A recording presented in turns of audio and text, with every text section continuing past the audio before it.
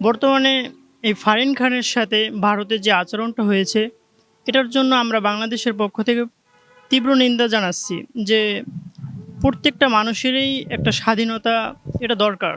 যেহেতু আমরা একটা মুসলিম, এই প্রত্যেকটা মুসলিমেরই একটা স্বাধীনতার দরকার আছে।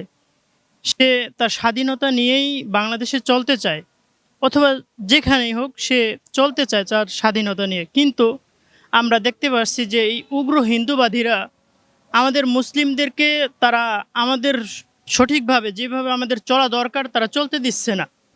যে এ নিয়ে আমরা অনেকবারই দেখছি যে আমাদের মা বোনদেরকে তারা অনেক নির্যাতনের উপরে চালাইতেছে, যেটা আমাদের একান্তই কাম্য নয়। আল্লাহ তাআলা যে নারীদের যে বলা হয়েছে যে তার প্রত্যেকটা অঙ্গ প্রত্যঙ্গ, এমনকি তার কথাবার্তার উপরে পর্দা ফরজ, যে সে মুখ দিয়ে একটা কথা বলবে, এই কথাটাও তার জন্য পর্দা। যেই জন্য আমাদের এই নারীদের উপরে যেইভাবে তারা আচরণ করতেছে এটা একদমই কাম্য নয়। যে তারা পর্দাশীল সহকারে যেন রাস্তাঘাটে অথবা ইউনিভার্সিটিতে যেন যেতে পারে।